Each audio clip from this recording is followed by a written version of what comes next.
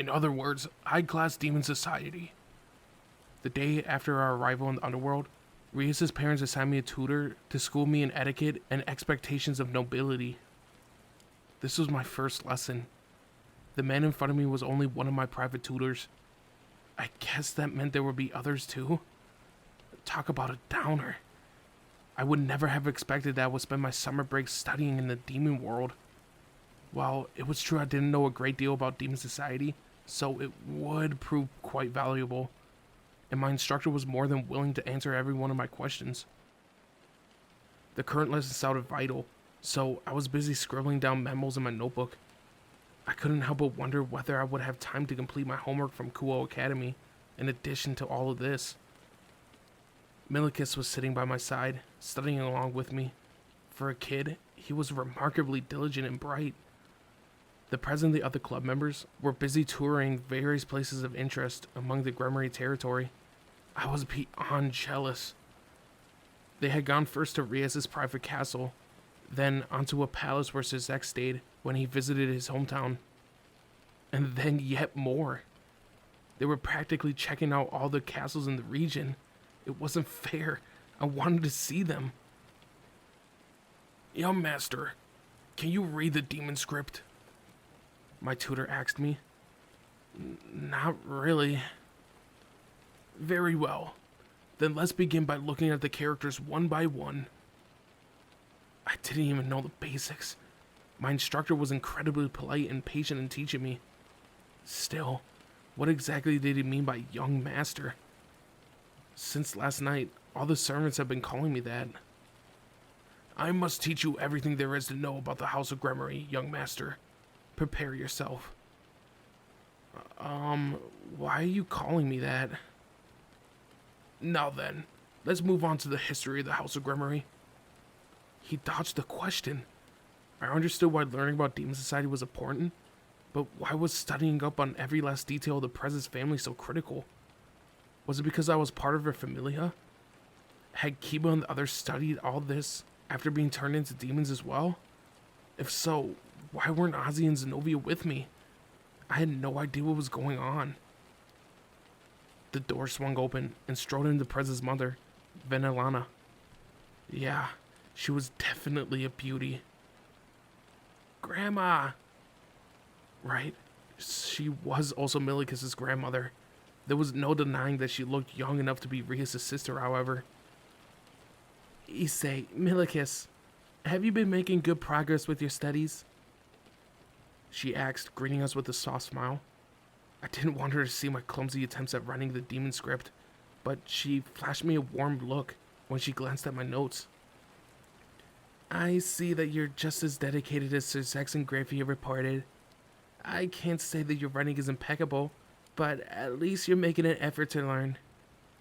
A maid who arrived with Venelana began to serve tea. Rias will be returning soon, as the traditional Demon Youth Social will be held in the Demon King's territory. Oh right, that was on Rias' schedule. From what I understood, it sounded like all the young high-class demons the Prez's age were expected to gather to meet prior to the former debuts in the raiding game. Apparently, the Demon Kings invited the heirs of the old noble families to attend, so that they could formally greet one another. Both the Prez and the student council chairwoman at school, Sona Citri, would be present. As Rias' familia, all of us club members were expected to go as well. It had been one thing straight after another since coming to the underworld. What was lying in wait for us next?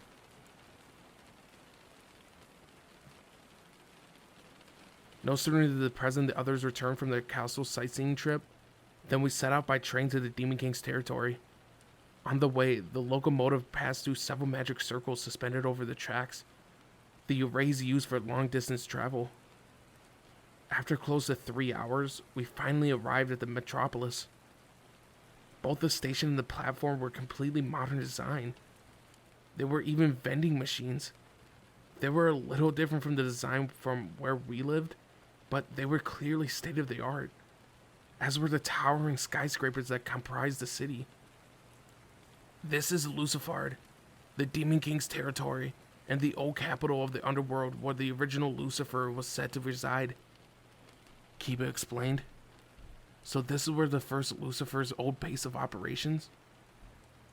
Incidentally, we were all dressed in our Kuo Academy summer uniforms. They were practically our familia's signature look by now. From here, we'll change the subway line. We'll draw too much attention if we go to the venue up in the open. Kiba continued. So, people make a big deal of relatives of famous figures here too? The longer I spend in this place, the more it seems similar to the human world. Come to think of it, humans and demons did have a particularly close relationship. There were the pacts we made, the evil pieces system used to recruit humans into one's familia, and reincarnation too. You could probably say we were mutually dependent. I couldn't help but wonder whether adopting elements of the human culture and merging them into its core was a part of how demon society worked. Yeah, Princess Riaz! All of a sudden, a high-pitched cry echoed across the platform. I glanced around, only to find a crowd of demon onlookers from that platform above waving at us.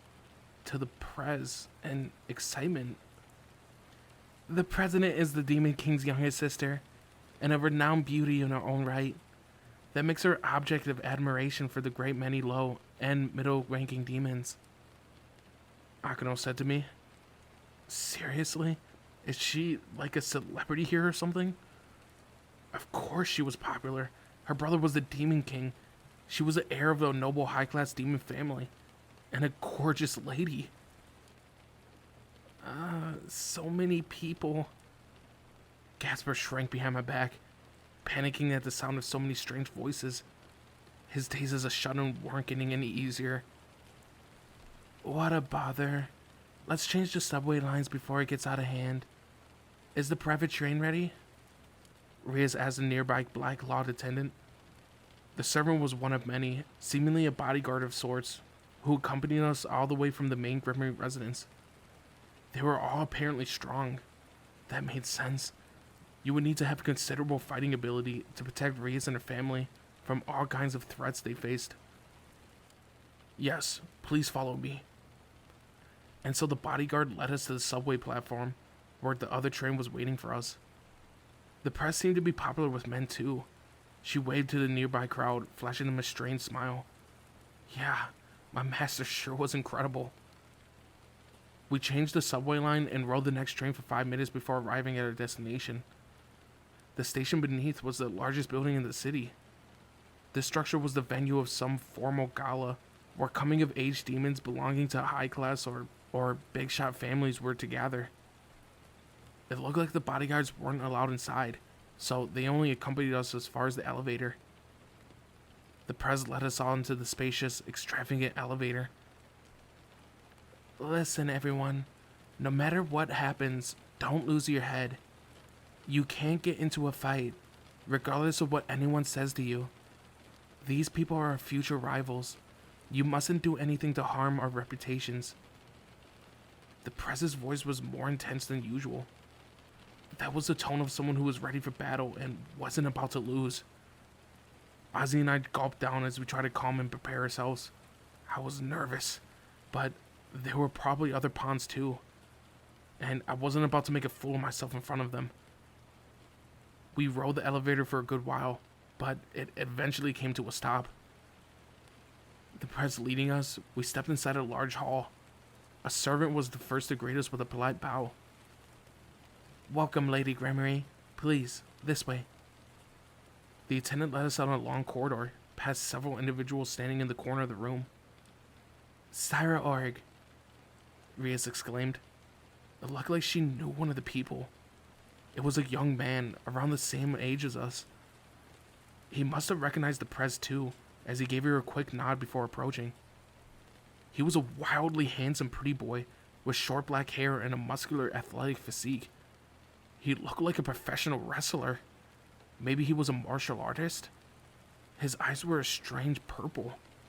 Something about his face struck me as similar to the prez, or rather, as similar to Suzek's. It's been a long time, Riaz, he said, shaking her hand with a grin on his face. Was he one of the young demons making their debut here today? So I was right. He too was a high-class demon.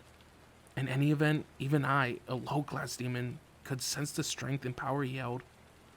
A group of individuals who must have been his familia was staring our way.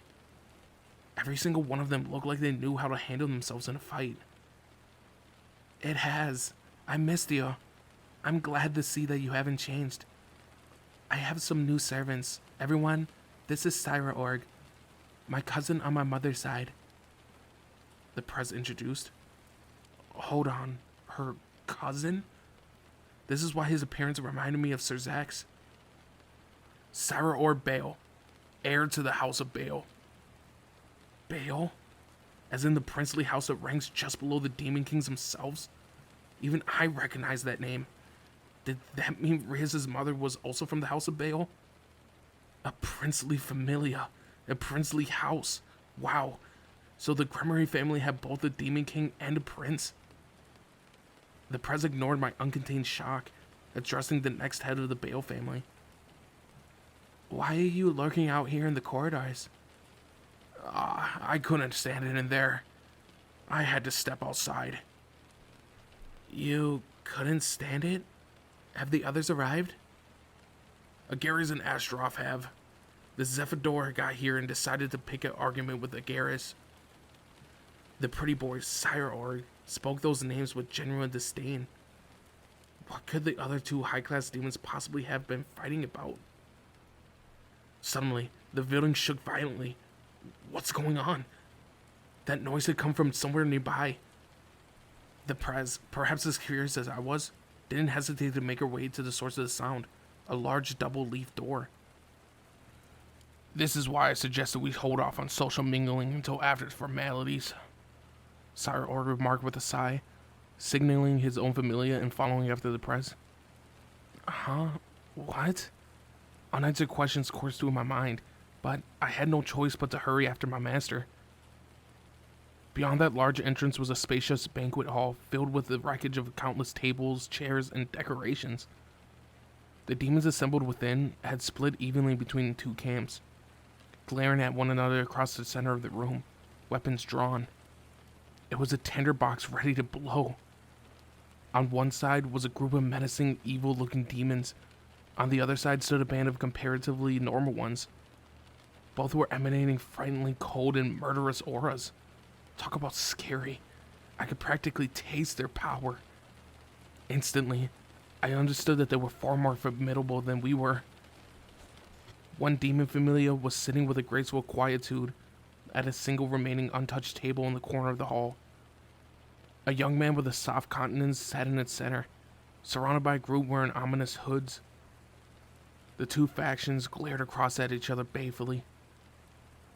Zephador, must you really start a fight now of all times? Do you have a death wish? I wonder whether any higher-ups would blame me for killing you. A female demon said coolly. So they were already at the point where they were talking about murdering each other. Whoa, danger aside, that girl with making threats was incredibly attractive. She appeared close to my age. She was wearing glasses. The cold, sharp glare behind them were terrifying. Yeah, she was definitely formidable, and the strength and destiny of her aura were chilling. She was wearing a blue robe, one that revealed very little skin. That was a bit of a shame, to be honest. Ha! Say it again, bitch. If you want a purging virgin, I'll be happy to oblige. You're always hiding behind your guards. That's why you haven't done it yet. You won't let any guy near you. Seriously, you Demon King families make me sick. I only offered to give you a hand for the opening round. That man certainly can run his mouth. He had black-colored occult tattoos on his face, a bare chest, green-spiked hair, and some kind of glittering ornaments hanging from his trousers.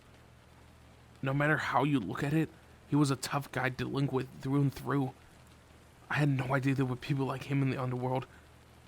He might have been good-looking under normal circumstances, but his expression was just too wild, too dangerous. What exactly was going on between the two of them? Had this macho tough guy sexually harassed this girl with the glasses? Sairaorg approached us from behind and began to explain. We're supposed to wait in this hall until the event gets underway. Or rather, the high-class demon family set aside this room for us to greet each other and air any bad blood. I don't want to get involved with any of this, but I guess it can't be helped now. Cracking his neck, Sairaorg walked in the middle of those two opposing familias. Hold on, can't he see how dangerous that is? They were ready to go at each other's throats. I moved to caution him, but the prez held me back. Issei, watch Sairaorg carefully. Alright, but why? Because he's your cousin? Because he's the #1 demon youth. Seriously? The #1, as in the strongest? Sairaorg put himself between the two familias on the verge of breaking into a complete brawl. All eyes turned his way. Princess Sikvira, of House of Agares. Zephador, rebellious heir of the House of Glacia Labolis. I realize that this is all sudden, but I will say this only once. If you take this any further, you will face me as your opponent.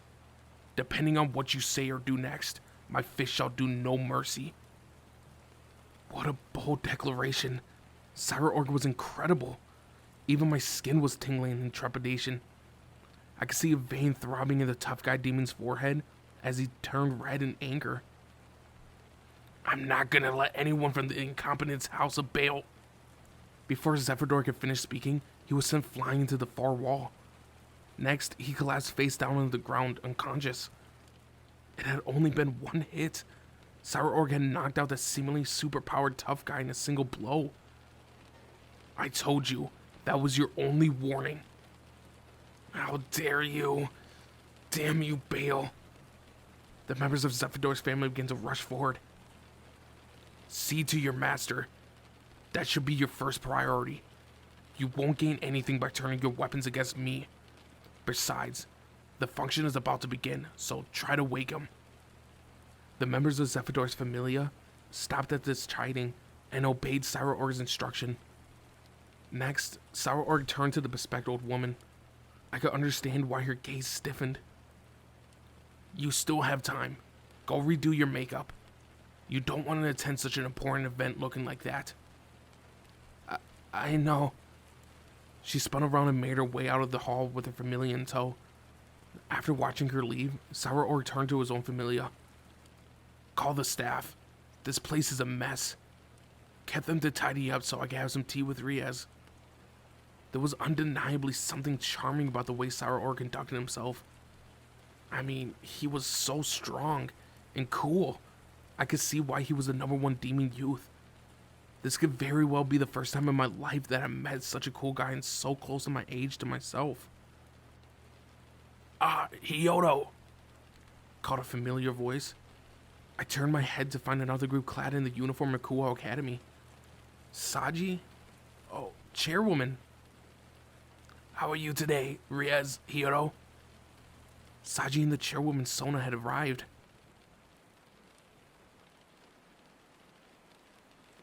I am Sikvira Agares, heir to the Archducal House of Agares.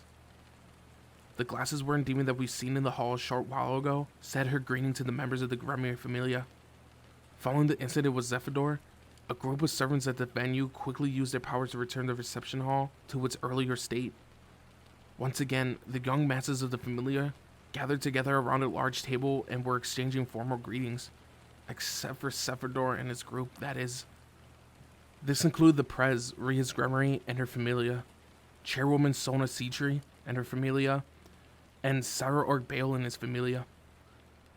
Zephador was the head of the Glacia Labolis Familia. To think that the stern-eyed girl who nearly threw a punch was the heir to an archducal house.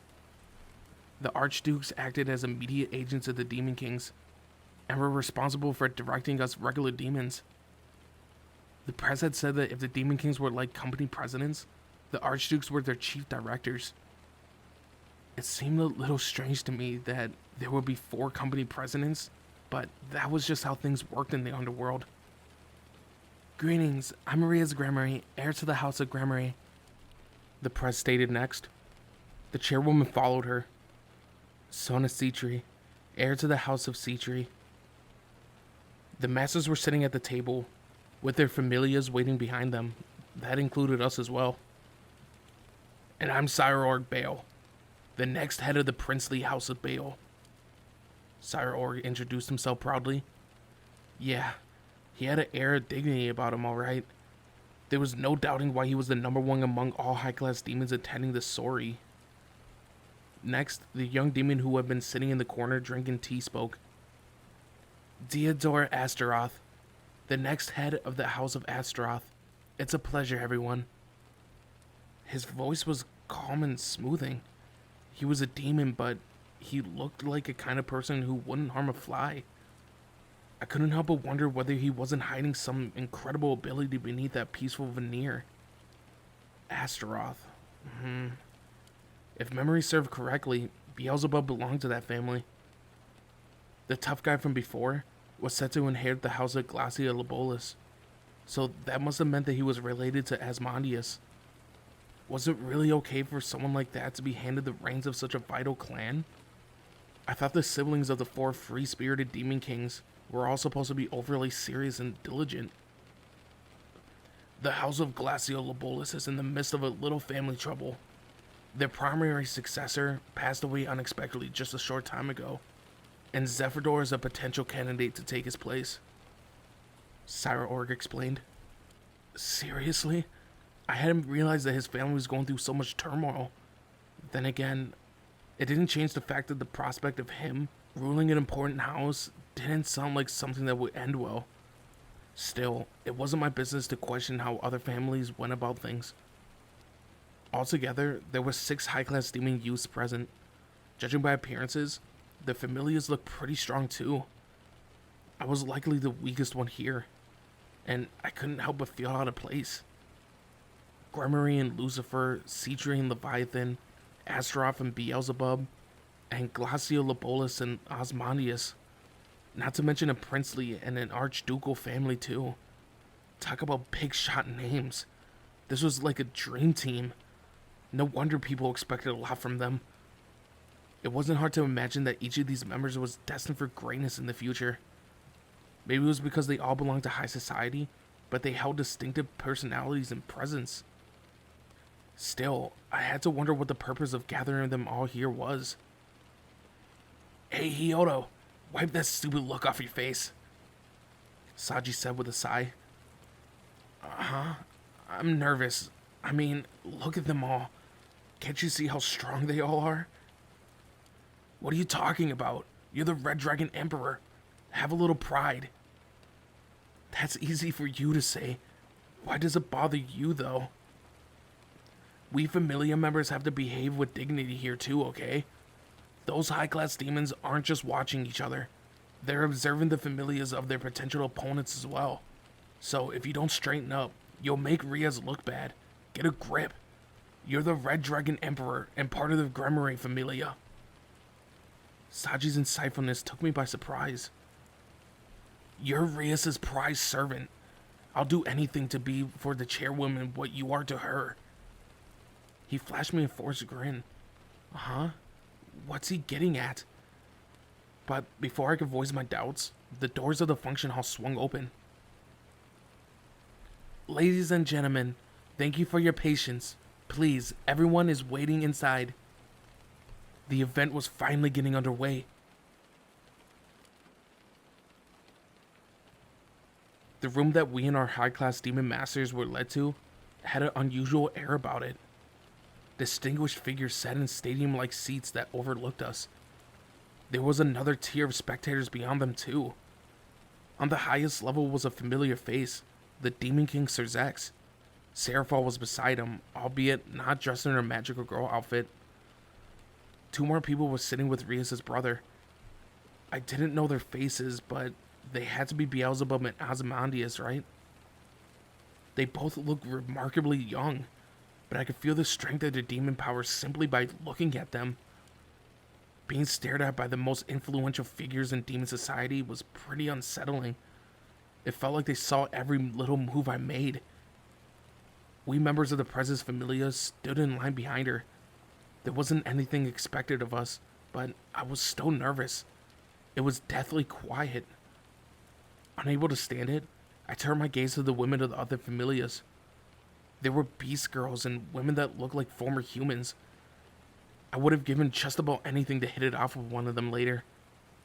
While I was getting myself all worked up, the 6 youth high-class demons, the Prez included, stepped forward. The tough guy from before was back, although there was a noticeable bruise on his cheek. He had taken a hell of a punch. Without a power like Azia's Twilight Healing, the injury would take a while to mend. There was no way I would let anyone like him get anywhere near Azia, though. There was no telling what he might do to her. Thank you all for coming. We have all gathered here today so that we could look at the faces of the next generation and assess the prospects of our youth, began an old male demon solemnly as he crossed his arms. Looks like they already had at it, though, added a mustached man sarcastically. He was talking about the fight a short while ago. That had taken me by surprise as well. I guess it couldn't be simply dismissed as youthful passion. In terms of name, pedigree, and ability, you 6 are the most promising demons among your peers, Sir Zex declared from the seat on the highest gallery.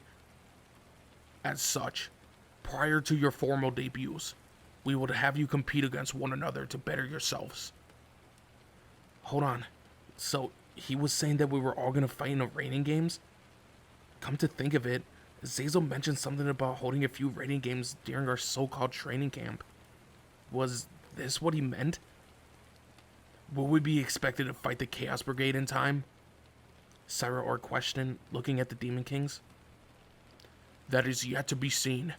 If possible, I would prefer not to send our young people against them, Sir Zex replied. Sairaorg raised an eyebrow, as if unconvinced by his response. Why not? We may be young, but we can fulfill our duty as demons. If we do nothing but rest our laurels while others take care of everything, how will we ever... Sairaorg, we acknowledge your bravery, but you are reckless. It is paramount that those who are still maturing, not to be forced to battle. Please understand, it would be too great of a loss if anything were to happen to our next generation. You are more precious to us than you realize, and that is why you must proceed gradually, step by well-prepared step. Sairaorg looked more or less convinced by Sir Zek's assertion. I understand, he answered, although his expression suggested that he was somewhat dissatisfied. After that, the Demon Kings and the other boss demons kept going on about the upcoming raiding games and all kinds of other things that I didn't fully understand. It felt like my head was going to explode from all these incomprehensible words. I couldn't wait for this to be over. Hold it. Even when this is done with, we have training, right? We weren't going to get a chance to rest. I would have liked to have been able to take a short nap before diving into work. Now then, let's cut a long story short. Our hopes and dreams lie with you, young ones. Please understand that. You're the underworld's greatest treasures. Everyone in the room hung on Sir Zek's words. I immediately understood with no pretense or falsehood in what he was saying. There was no denying that he and Rias were related. He was kind-hearted on an intrinsic level. By nature, he was friendly and fun to be around. Before we finish, we would like to hear about each of your future goals. Sairaorg was the first to respond to Sir Zek's prompts. My dream is to become a Demon King. Where did that come from? What ambition? The higher-ups let out a gasp of admiration, with declaration and confidence with which it had been made. A Demon King from the princely house of Bale is unheard of, one of the high-ranking bosses remarked. When the people of the underworld fear there is no choice but to make me a Demon King, that is when I shall accept the position. There he went again. Sairaorg sure had guts. Leaving no more time for surprise from the audience, the Prez announced her ambitions. My goal is to succeed as the next House of Gramarye, and to win every last raining game competition. So those are our goals. This was the first time I heard her state her plans of the future so definitely, but it was precisely the sort of response that I would have expected from the Prez. The other members of her family and I would have to do our best to ensure her dreams came true. The remaining demon youths stated their own intentions until finally it was Sona's turn. I want to build a school here in the underworld to teach other demons how to fight in raining games. A school? So the chairwoman's goal was to run an academy of her own? I was struck with admiration, but the other higher-ups furrowed their brows in disfavor. Isn't there already a place for learning about the raining games? One of them questioned. Only high-class demons and those of privileged rank are permitted to enroll there, the chairwoman answered coolly. I would build a school where there are no ranks or social classes, a place where even low-ranking demons and reincarnated humans can attend. Whoa, an academy of equality? That sounded pretty nice. The underworld could sure do with a place like that. Saji was nodding along with admiration. Unfortunately, laughter filled the audience hall. I didn't understand. Why had all the higher-ups start guffawing? I glanced at the Prez, whose eyes were narrowed in ire. What was going on? It didn't make any sense, and it wasn't just me. Saji was clearly confused as well. Impossible. It's absurd. I see. So she's a dreamy-eyed maiden. I see. I remember what it was like to be young and ignorant. Yet, for those the heir of the House of Sitri to cling on to such a fantasy. All I can say is thank goodness she said it before her debut. No, I didn't get it at all. Why were they all making fun of her? The underworld has grown a lot more progressive than it used to be, but there is still rampant and institutionalized discrimination between high and low-class demons. The same goes for pure-blooded demons and reincarnated demons. Many people think that such hierarchies are the natural way. Kiba whispered to me. Huh? But the Prez's family treated us so well. Issei, the House of Gremory is known to be an especially affectionate demon clan. They don't view humans or low-class demons with the disdain that others do. Remember Riser Phoenix? Right. Riser Phoenix certainly had looked down on me, both as a low-class demon and as a servant. Come to think of it, there may have been more of a touch of prejudice in his attitude. Amid the mirth of the higher-ups, the chairwoman spoke flatly. I'm serious. Sairaorg nodded along empathetically in agreement, as if all but shouting out, well said. Still, she looked worried. As a demon king, she probably couldn't throw too much of overt support for her sister. One of the bigwigs responded disappointedly. Sona Sitri. Low-class demons and reincarnated ones still live to serve their masters, and are chosen specifically for their pre-existing talents. To build a training facility such as what you're proposing would be an affront to all those old families who pride themselves in tradition. We may be in a period of change and transformation, but there are still some things that simply cannot be given up. Educating low-class demons should be none of your concern. That was when Saji decided he had enough. I can't take this anymore. Why are you all making fun of the chairwoman's of Lady Sona's dreams? What's wrong with you all? Who are you to decide that she can't do it? We're all completely serious down here. Hold your tongue, reincarnated demon. Lady Sona, your servant doesn't know his place. One of the high-ranking demons scolded. Where did these jerks get off? They were the ones acting inappropriately. They asked to hear the chairwoman's goals, and they belittled them? If they had treated the press that way, I would have done exactly what Saji had. My apologies, I'll speak to him later, the chairwoman responded, her expression unchanging. Saji seemed unable to comprehend her reaction. Chairwoman, why? They're making fun of you, of our dream. Why should you have to take that in silence? Saji, be quiet. This isn't the time or place for your attitude. I've stated my plans for the future, so that's all there is to it. she reprimanded with a frown. Saji looked like he had more that he wanted to say, but fell silent. If my little Sona does well in the rating game, you won't have any complaints, will you? One skill in the rating game decides so many things in life. The Leviathan's suggestion sent a shock through the crowd. She was clearly pissed. I've had it up to here with you all, you old geezers. How long are you gonna keep tormenting my cute little Sona? I'm at my limit. If you all keep bullying her, I'll take my frustration out on you all. Sairaorg cried out with tears in her eyes. The gathered high-ranking demons had trouble responding, merely blinking in consternation. The chairwoman, for her part, covered her face in embarrassment. What an indescribable situation. That said, Sairaorg's outburst did make me feel a little better. As far as I was concerned, no one had the right to belittle another person's dreams. In that respect, it was about time for the underworld to go through some changes. The chairwoman's goal was a high-minded one. I thought those in charge would respect that, but maybe they had lived too long and was grown stuck in their ways. That said, there were many traditions that I wasn't familiar with. As a member of Ria's Grandma's Familia, it was my job to learn as many of them as I could. Very good.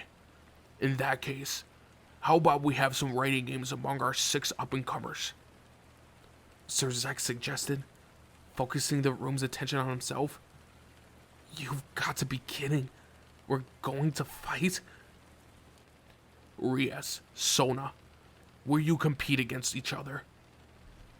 Everyone in both familias gawked at this proposal. The Prez and the chairwoman glanced at each other, blinking in surprise. Sir Zex paid them no heed, however. We were already planning to schedule Rias' first match in a few days. Azazel has been gathering fans of the rating game among the 3 great powers, under the pretext that watching our bright young talents compete before their debuts. This seems to be an excellent opportunity. Rias versus Sona would be an interesting bout, wouldn't you say? Is Sir Zex talking about the final rating game that Azazel was organizing as accumulation to our training camp? We're going up against the student council chairwoman? Somehow, we walked into a showdown between the 2 high gods demons of Kuo Academy. The Prez breathed out a deep sigh before flashing the chairwoman a defiant grin. It looked like she was into the idea. The chairwoman beamed back. She was raring to go as well. It may not be an official match, but it looks like my fate as my first rating game opponent should be you, Riaz. I'm not about to lose, Sona. Both of them were burning with determination. The Prez versus the chairwoman, the Occult Research Club versus the Student Council. Yay! A match between Riaz and Sona. I'm so excited. Sairaorg exclaimed with a joyful wink. We shall schedule it for August 20th by the human calendar. You may spend your time until then as you see fit. The details will be provided to you closer to the date. Sir Zex declared, making it official. The rating game between the Prez and the chairwoman was on.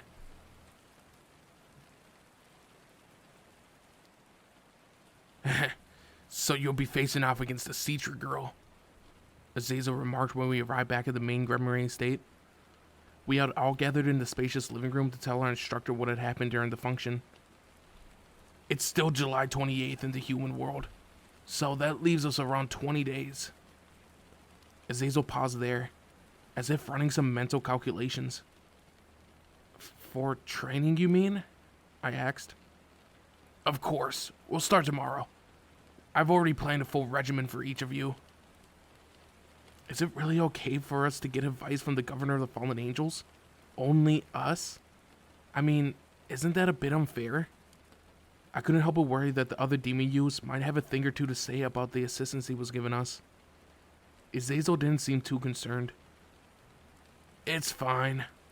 Besides, I'll be filling in the other side with a whole lot of data too. And apparently, the Angels also have a backup system in place. The rest depends on all of you demon kids. If you're serious about getting stronger and ensuring the survival of your species, then take all the help you could get. I guess that's one way of looking at it. My lieutenant governor has already given the other demon houses a whole lot of info and advice. Ha ha ha. Shimhazai's input might even be more useful than mine. Please don't say that, Teach. We're stressed enough here as it is. This fallen angel was too upbeat. Still, that was what made him so easy to be around. Anyway, meet me in the garden tomorrow morning. I'll get you all started with your individual training programs then. Be ready, Azazel stated. Okay, we all responded in unison. Our match was only weeks away. We will all need to practice our butts off to get ready. Above all else, I had to get at least a little closer to Volley's level of skill. Grafia then entered the room. Everyone, the hot spring is ready for you all now. My ears had never heard such fantastic news. In a corner of the vast garden surrounding the main Gremlin residence was a Japanese-style hot spring. I was soaking in the men's area with Azazel and Kiba. It was so soothing. It truly was luxurious. Journeying far from home. Azazel sang softly to himself as he relaxed in the warm water. He had let his 12 pitch-black wings unfold from his back. Ha ha ha. Yeah, the best thing about the underworld, about hell, has to be its hot springs. And this private one, reserved for one of the underworld's most famous families, ranks among the best. The governor looked like he was fairly knowledgeable when it came to such things. That's when I remembered that he'd been wearing a summer yukata the first few times I met him. Maybe he was a Japanese culture aficionado? Kiba and I was soaking in the water side by side, our towels wrapped around our heads. Although a usually cool customer, Kiba had been acting awfully creepy in the bath. He'd even ask me, Issei, shall I wash your back for you? What the heck was that? I swear I saw him blushing when popping the question. For a moment, I thought he was planning to take my chastity then and there. He probably placed great worth on socializing naked with a friend, even if that person was another man.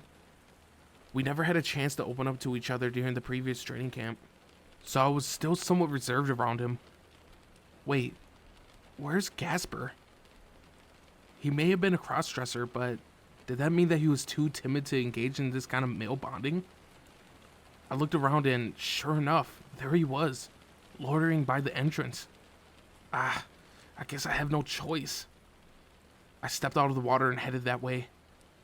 Hey, come on, this is a hot spring, you have to try it, I called as I approached. He cried back in a cute, high-pitched shriek. Hold on, don't cover up your chest with your towel like that. You aren't a girl, damn it. He did look just like one, with his thin body and feminine face. How on earth had he wound up born as a dude? Perhaps because I was ogling him, Gasper's face turned red. Please don't stare at me. Gasper, you're a guy, so don't wear your towel over your chest. You dress like a girl as it is, and it only confuses me even more. Was that how you were looking at me, Issei? I feel like I'm in danger now. Shut up. If he kept this up, I would find myself spirited off to the other world, which is why I grabbed the maidenly Gasper in my arms and dashed him straight for the hot spring. I hurled him deep into the water. It's hot. I'm going to melt. Issei. His screams echoed throughout the area. That idiot. The women's baths were right next door. Issei, stop sexually harassing Gasper. That was the prez, and her voice was followed by giggling from the women's bathing area. This was humiliating. Unable to take a ridicule, I leaped into the water, sinking down past my head, before shooting back up again. All I had done was help a shut-in. By the way, Issei, began Azazel, approaching me in my despondence with a lecherous grin. Yeah? Have you ever felt Rias's breasts? he asked, wriggling his fingers. Yeah, with this very hand. I raised my right hand into the air with a gesture of victory. The press's breasts were the best sensation I ever felt. I would never forget it. That I had groped them made me feel lucky to be alive. I see. In that case... Nodding, the fallen angel pointed his index finger at my face. Have you ever poked a woman's nipple with your finger? He questioned. Not yet. Azazel sighed at this reaction. Oh, so you haven't stroked them. Have you ever teased her? You aren't supposed to just prod at it, you know? You've gotta fondle it. There's no greater sight than your finger dancing around, burying itself in a woman's breast. What? Huh? Dancing around? Burying itself? In a breast? Fondling a nipple? The press's breasts were too big. How far would I be able to sink my finger into them? No. The press's tits aren't doorbells. I cried out. They weren't buzzers. Still, just imagining her chest only made my love for her swell even further. Nonetheless, Azazel shook his head with a sneer. Nope. When you put it that way, they are a lot like doorbells. They make a sound when you press them, no? Ooh. In my mind, I could hear the press breathing out a deep, sensual moan. What on earth? I never even imagined such sounds existed. I never realized that breast and nipples could do that. All this time, I thought they were there for just rubbing, sucking, and holding. I see. So you could poke and prod them and get them to purr? None of that had ever occurred to me. Had I gone so long without picking up the morsel of wisdom? I was so caught up with my obsession with fondling and sucking them that I forgot about squeezing and massaging. I was such a slow learner. Azazel patted me on the head. That's why you still got a long way to go. A woman's breasts are objects of infinite possibilities. Even more than that of Ouroboros Ophis, got it? It was my fascination with breasts that brought about my fall from heaven, and I don't regret it one bit. I knew it. This guy was awesome. No wonder why the fallen angels have made him the governor. With tears streaming down my cheeks, I turned to Azazel, my voice trembling. Teach. I want to massage those breasts, to poke them, to prod them. At this desperate plea, he ruffled my hair and said soothingly, Yeah, don't give up, Issei. Knowing you can do it. Throw in the towel now, and those boobs will never be yours, got it? Yes, yes. So long as I persisted, I would always keep moving forward.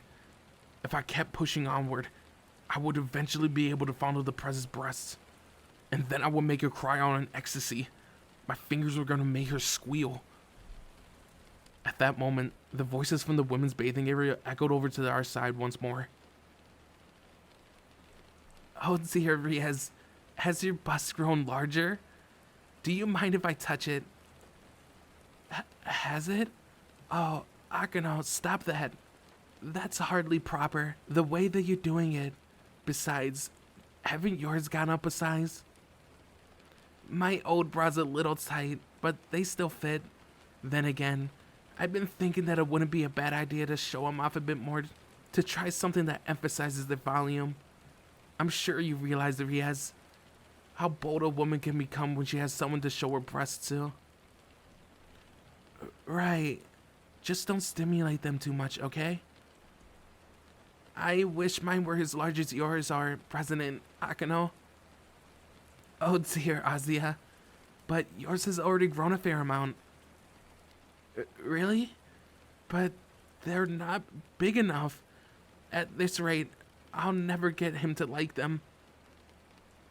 They say that they grow faster if you massage them. Like this. No, Zenobia. Why hasn't Issei done this to me yet? I see. Unlike mine, yours are very comfortable to touch. So this is the kind of sensation men like. Oh dear. It's nice to be young, isn't it, Riaz? Incidentally, I can feel just how much yours has grown. It's because you had Issei do this for you every day, isn't it? Akano, cut it out. Get your hands off of my chest. Ah, where did you learn that, Akano? They feel really nice. Oh, I wonder if I do this. He hasn't done that to me yet. Stop it. I want him to be the one to... Oh. I was getting aroused just by listening to them. The number of nosebleeds I was having was off the charts. This was bad. I smacked myself repeatedly on the back of the head, trying to get the nosebleeds under control. I was reacting to the conversation they were having over there on so many levels. What I would have done to sneak a peek at them. Had there not been a wall separating the two sections, I would have done so immediately. If only I could climb over and flutter down to the paradise that awaits on the other side. Damn it, can't there at least be a peephole? I screamed internally.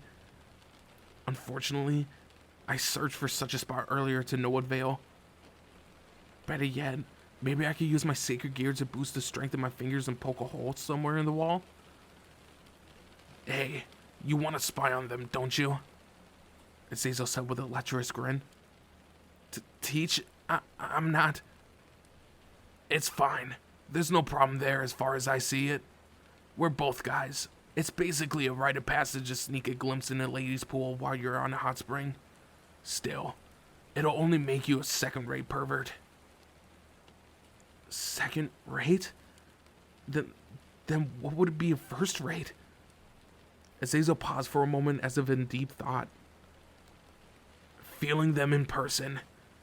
If you want to prove yourself as a man, Issei, then you'll need to aim for the mixed bathing. Azazel grabbed me by the arm and threw me over his head, up into the air. All of a sudden, I was floating, the world spinning around me. I was being catapulted through the air. My body soared away from the men's bathing area, and I locked gazes with the press below. At this rate... Ouch! I slammed hard into the pool on the girl's side, floundering in the water. When I pulled myself to the surface, I found myself in Shangri-La. Press, Akano, Azia, Zenobia, Konako, they were all stark naked. Blood shot out from my nose again, but can you blame me?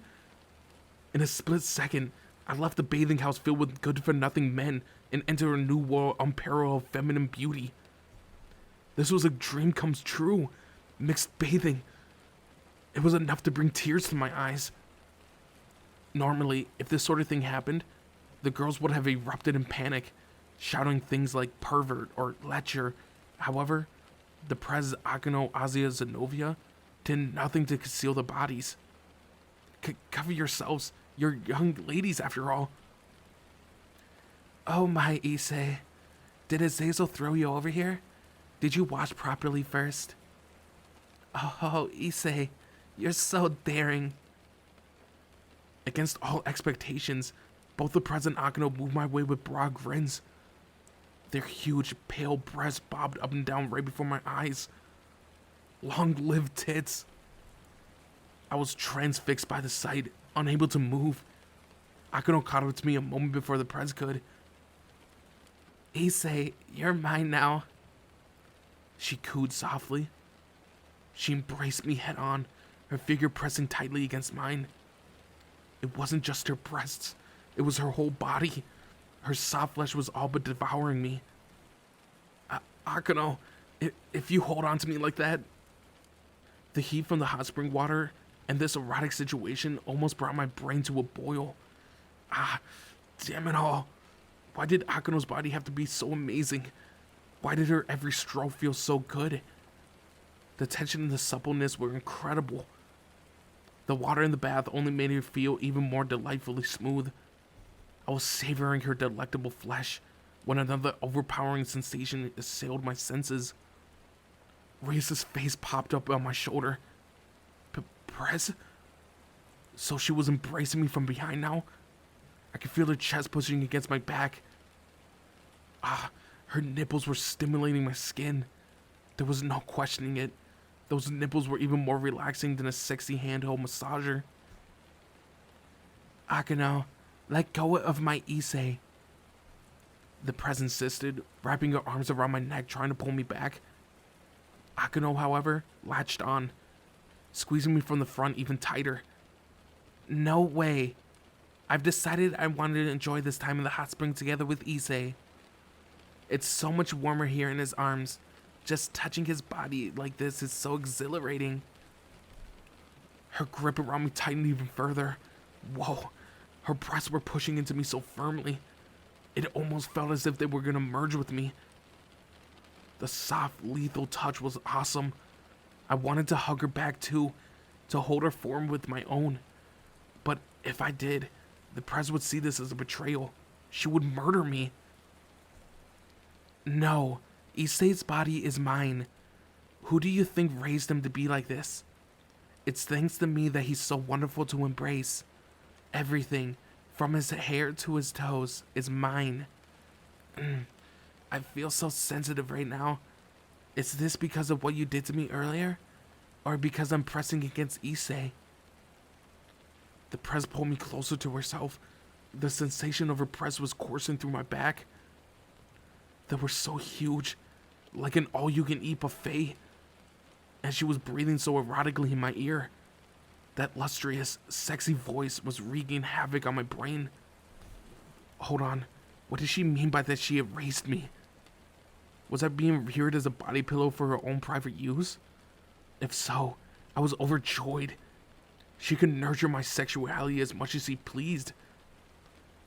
Akano's breast was pushing against my chest, and the presses were squeezing against my back. Whoa, awesome, a legendary breast sandwich. Paradise in the unknown regions of the underworld echoed a voice in my mind like a narration of a TV survival program.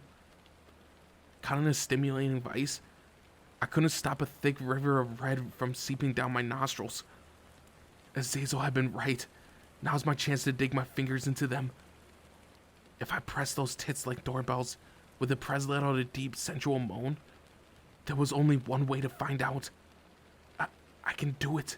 I'm going to sink my fingers into those voluptuous mounds. What would the reaction be? Will my digits disappear? I want to enjoy the hot spring with him. Just as I thought. It would be next to impossible to steal Issei away from those two. I guess I won't have any choice today, but to watch over him from afar. Ozzy and Zenobia were murmuring to themselves a short distance away. Unfortunately, the force of the breast sandwich was just too strong, leaving me unable to fully make out what they were saying. Bah! All of a sudden, I snapped to my senses. Given the intensity of the situation, Konako would be calling me the worst, or branding me a sick freak, or even flying out of nowhere with an overpowered physical punch. I timidly glanced her way. She was nearly sitting there, her face half submerged, softly blowing bubbles into the water with a melancholy expression. Perhaps she felt a bit under the weather? Suddenly, my vision grew hazy, and I began to lose consciousness. Yeah, I knew what was going on. After having lost so much blood through my nose, the heat of the hot spring and the intensity of the boots pressing against me were overwhelming my brain. I was quickly drifting away. Amid unparalleled joy, I felt like my spirit was departing through my open mouth. Issei! Rias and Akano called out in flustered unison. But I was so happy. So very happy. Matsuda, Morohama, paradise is here in hell. Was this what the saying, to meet Buddha in the depths of hell, meant? When I saw them next, I would have to relate the sensual wonders of a breast sandwich to their ignorant ears. And so, I slipped into darkness. We gathered the next day at the corner of the vast garden in the main Gremory estate. We were all wearing tracksuits, even Azazel. It was time for our pre-training meeting around the outdoor table. The hot spring last night had been incredible. I would never forget it. The excitement had led me in a bad way, but it still hadn't been able to wipe the grin off of my face. If things like this could happen here, everyone should visit the underworld at least once in their lives. Still, I needed to change my mindset for what we had in store for today. Azazel was holding a set of documents filled with what looked like an excessive amount of data. Let me get this out of the way first. This training regimen is meant to lay out the groundwork for your future. Some of you may have immediate results, but others shouldn't expect to see anything in the short term. That said, you're all still growing. So as long as you don't screw up along the way, you should all make good progress. He paused there before turning to the Prez. Let's start with you, Riaz. You've always had high-level talent, physical specs, and demonic powers at your disposal. You can expect those abilities to keep improving, even if you keep going about your life as you have been. You'll probably be a candidate for a high-class demon ranking of your own by the time you reach adulthood. However, I'm guessing you want to get stronger now, not some unknown time in the future, right? The Prez nodded vigorously in agreement. Yes, I never want to lose again. Right on. I didn't want to lose another match either, even if it wasn't an official one. In that case, follow the schedule I set out here in this letter, right up until the day of the rating game. Azazel instructed, passing her the sheet of paper. The Prez tilted her head in consternation. This doesn't look like a particularly involved regiment, though. That's because it isn't. It's a simple exercise. That's all you need. In your case, everything's interrelated. So if you want to increase your overall strength, all you're going to have to do is basic practice. The problem is essential characteristics of a king. Over time, most kings come to favor brains over brawn. I'm not sure you're aware, there are some demons who lack magical strength and power, yet still manage to rise up to the top, thanks to their knowledge and quick thinking. Well, your task is to learn all there is to know about the reigning game. That includes recordings of previous matches, all the data you could gather, everything. Drill it into your memory. A king needs to be sharp-witted and resourceful. They must be able to respond to any situation. It's your job to make the best of your servants, and remember this. You never know what a match it will have in store until it rolls around. The same goes for a battlefield too. Whoa. Azazel might usually been one to fool around, but it looked like he had genuinely thought this through. Yeah, that was a convincing argument, alright. The Prez and the rest of us had no choice but to put his advice into practice. Next up, Akano, Azazel called out. Yes, she responded sullenly.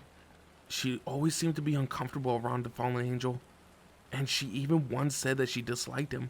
Was it because who her father was? Surprisingly, Azazel brought up that very thing. You gotta learn to accept the blood that flows through your veins. Akano frowned, probably at the bluntness of his remark. Azazel, however, paid her no heed. I took a look at the recording of your match against Phoenix and his brood. What the hell was that? With your specs, you should be able to trounce any enemy queen. Why don't you use your fallen angel powers? There's only so much you can do with regular lightning.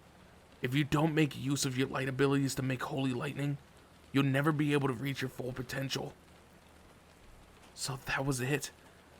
Akano was the daughter of a fallen angel, so it made sense that she could use their light attacks. And those powers are super effective against demons. If she could combine that with her usual magic, she would be all but unstoppable. I don't need to rely on that kind of power, she muttered, her expression conflicted. Don't deny who you are. If you don't accept yourself, how can you expect anyone to accept you? In the end, the sole thing you can rely on is your strength and power. Refusing them only serves to weaken you. You've got to come to grips with yourself, no matter how hard or painful it might be. Your greatest weakness is your current mindset, and I want you to get over it before this match. If you don't, you'll be nothing more than a hindrance in the future rating games. The Vestal of Thunder needs to become the Vestal of Holy Lightning. Akeno said nothing in response to Azazel's admonition, but she probably had realized that he was right. I believe in you, Akeno. You can break down this barrier. Your turn, Kiba. Yes. I want you to keep up your balance breaker state for a full day. You got to get used to it, especially in a battle situation. So your goal is to keep maintaining it for as long as possible. After that, basic training like Riaz is doing should be enough. I'll see that you're instructed in a one-on-one sword type Sacred Gears later. Azazel was saying that when it came to Sacred Gears, it was best to talk to an expert. Given his obsession with the things, I thought he was talking about himself. I still didn't get what was so interesting about them, however. As for your swordsmanship, you were going to train under your old master again, weren't you? Yes, I plan to start over from the beginning. Oh, so Kiba had a swordmaster, did he? Whoever it was, they would have to be pretty strong. Kiba wasn't the kind to joke around about things like this, so he must have been serious when he said that he was going to reevaluate his entire technique from the ground up. Was he hoping to become even stronger? Next, Zenobia.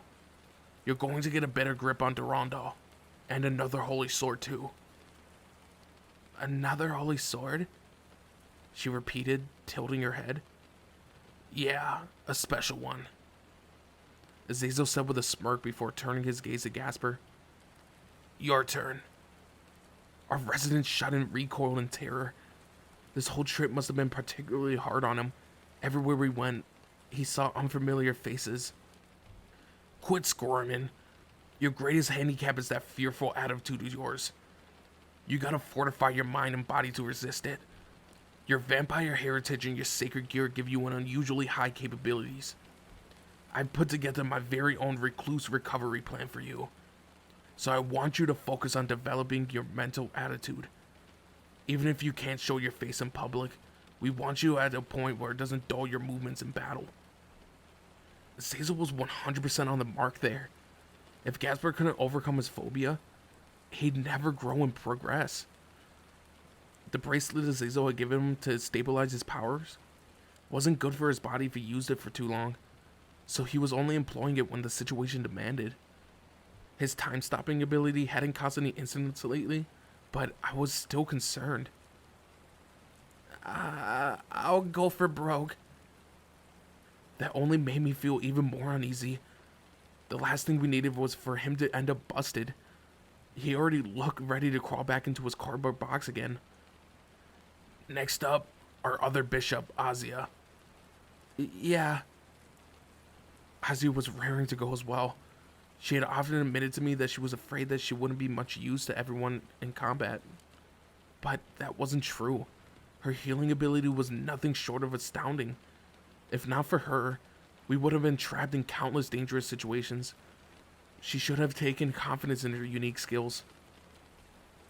You're going to have to do some basic training to boost your physical and demonic abilities. From there, your main job would be to strengthen your sacred gear. Isn't her sacred gear already incredibly powerful though? I asked. She can heal anything but disease or stamina with just a touch. What higher level was there for her to reach? She could all but bring back the dead in a flash. I'm aware of that. There's nothing wrong with her healing speed. The problem is the whole touching part. She can't help an injured ally if she can't get close to them, replied Azazel. I felt like I understood what he was getting at. Can Azia expand the range of her sacred gear? The prez posed the very question that was on my mind. Azazel nodded. You've hit the mark, Riaz. It's a bit of a secret trick. You could call it a cheat, but if you want to maximize the Twilight healing, increasing its effective range is top priority. So can it be used across long distances too? I questioned, astonished. If so, it was even more incredible than I first thought. Azazel nodded. Based on the data my organization has gathered, it should theoretically be possible for Azia to release the Sacred Gear's aura to heal allies around her simultaneously. Seriously? If that was true, then Ozzy's role in the battlefield would be paramount. She wouldn't have to worry about chasing after us one by one, saving everyone a tremendous amount of time. It would give us infinitely more opportunities to counterattack. Just how extensive was Azazel's database on sacred gears? Did he really know how they all just worked? The drawback is that this will heal enemies as well.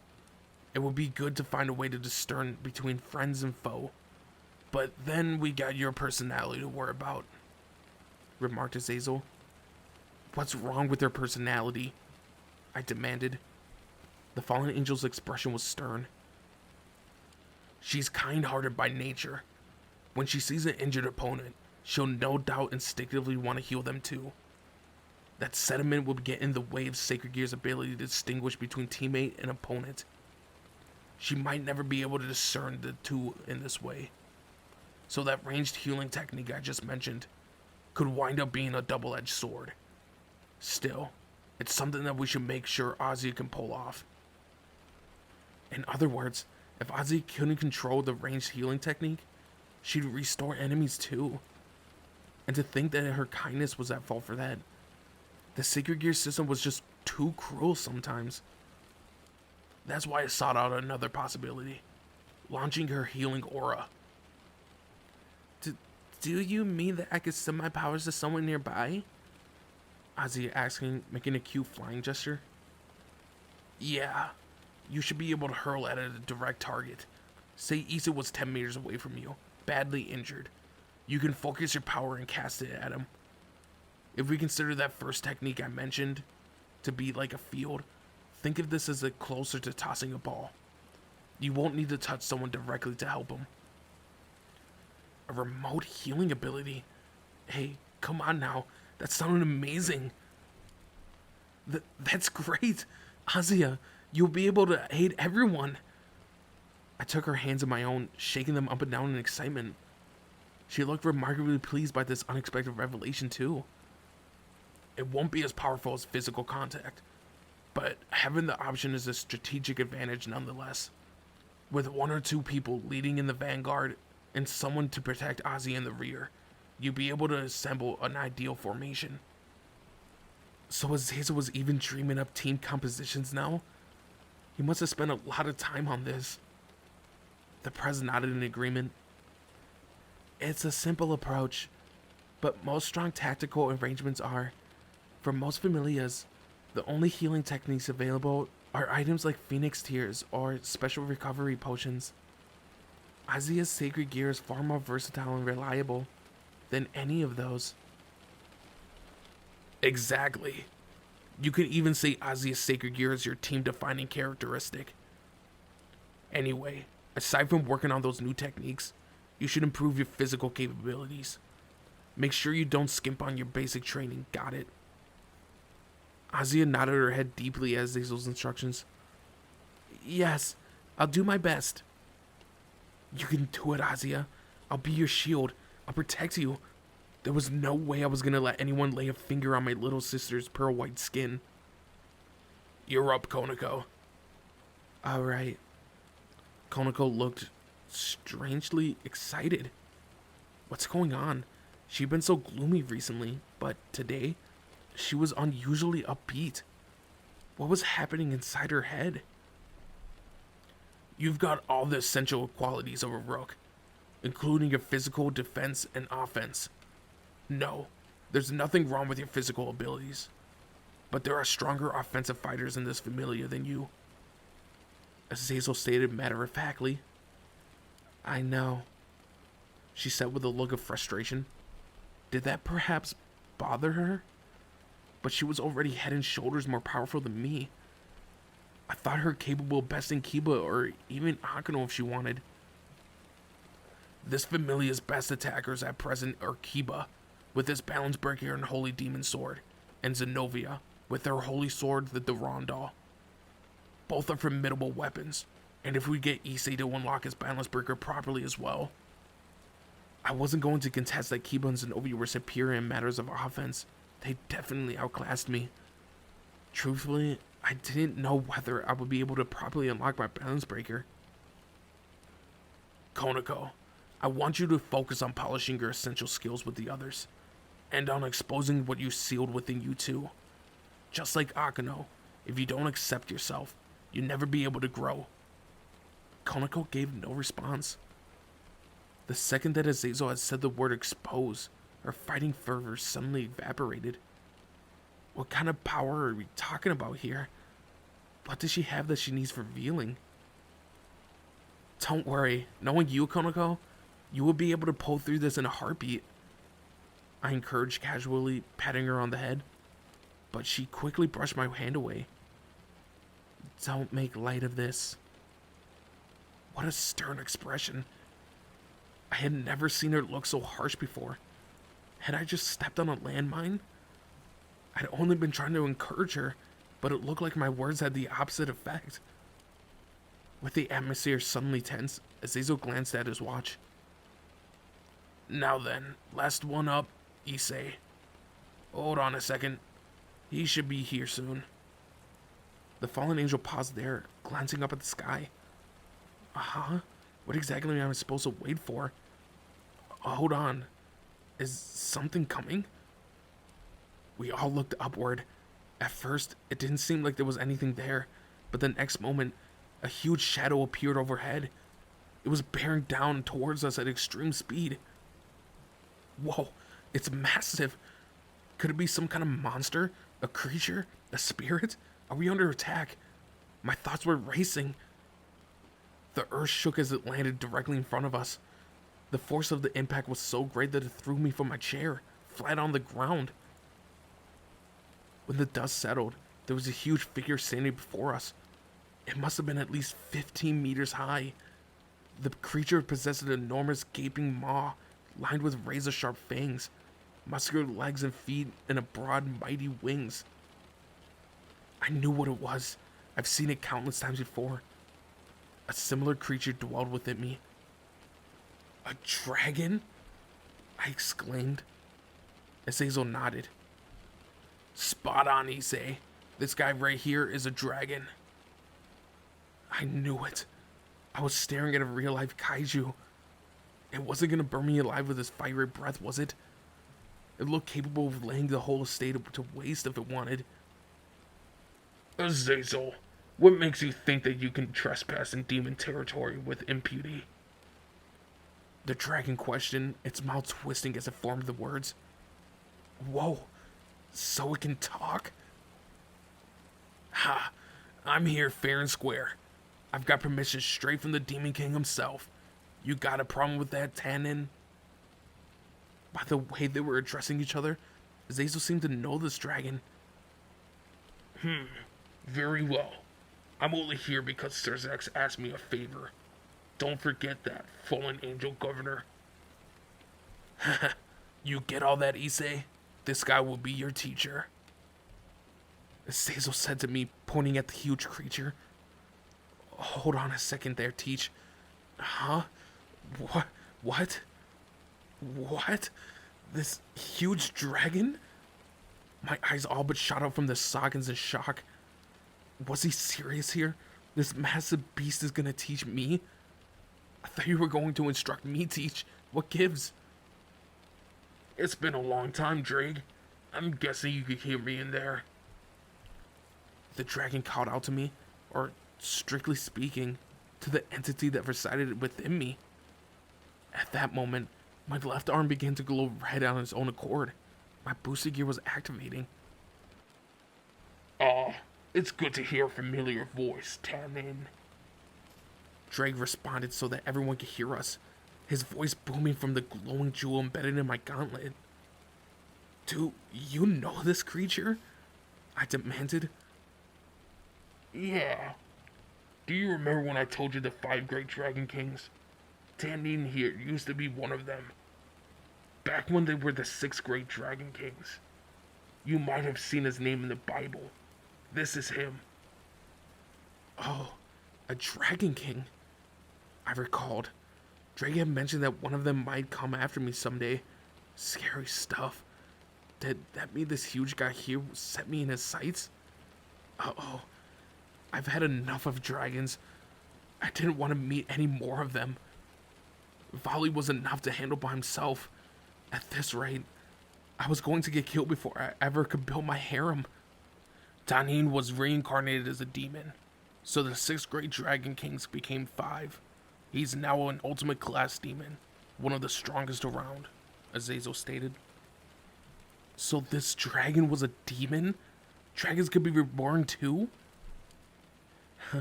That must have been one massive boon for whoever managed such a trick. If he was an ultimate class demon, did that mean that he surpassed the Prez? From my perspective, standing before him, he certainly seemed to be. It was good to know that even reincarnated demons could climb to the top. Tannin, the Blaze Meteor Dragon, Azazel said by way of introduction.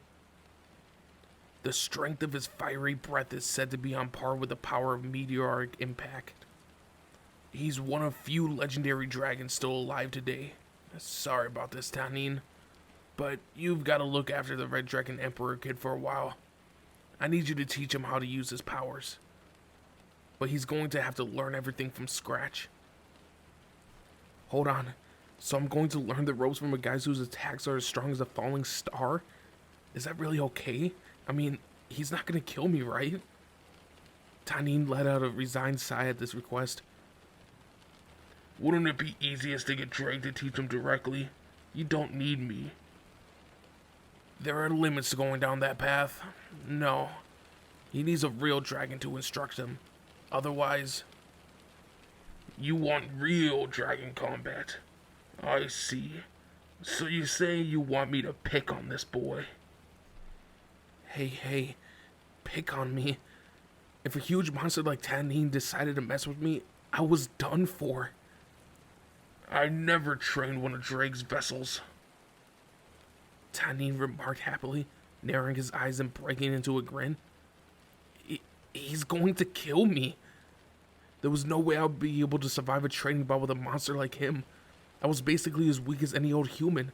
I couldn't do this. Go easy on him, Tannin. My host is more pathetic than you could possibly imagine. Thank you, Drake. You are truly a wonderful partner. Oh, he won't die. Leave it to me. I'm doomed. No way I was going to survive this. That old dragon geezer just doesn't understand. Standing beside me, Azazel nodded in agreement. Don't just go along with this, I screamed internally. Can't you see that this is way beyond what I can handle? We need him to get ready in around 20 days human time.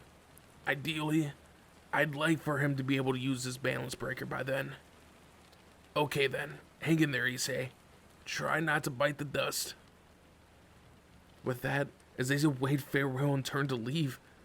That fallen angel bastard was actually leaving me to perish. Now then, we have all got our own training regimens, so let's get started. The Prez said she had already forgotten about me. Understood. The others responded in unison as they stood up and went their separate ways. What? Huh? So that's it? Does no one have any qualms about sending me to train with a real-life dragon?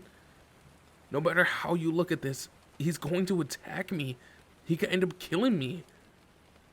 The president looked my way and gave me a thumbs up. Hang in there, Issei.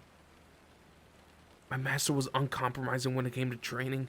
Although she normally doted on me, when it came to this stuff, Rias was truly demonic. Lady Rias, can I use that mountain over there? That's where I want to take the kid. Tannin inquired, pointing towards a peak far off in the horizon. Of course. Train him well. Leave it to me. I'll hold him to the precipice of life and death. What? You essentially just let that monster pick my grave. Tannin grabbed me with his massive claw and took me into the air. We were flying. I had been snatched by a dragon. He was going to eat me for sure. Prez! I cried in desperation, but Rias merely waved back to me with a smile from down below. Grandpa, you're up in heaven, right? Somehow, I've been kidnapped by a monster who's carrying me across the sky. It's the summer of my second year in high school, the first page of the most crucial time of my youth. I'm going to have to spend it with a dragon on a lonely mountain. This place really was hell. Heaven, where my grandpa was supposedly to be, had never felt farther away.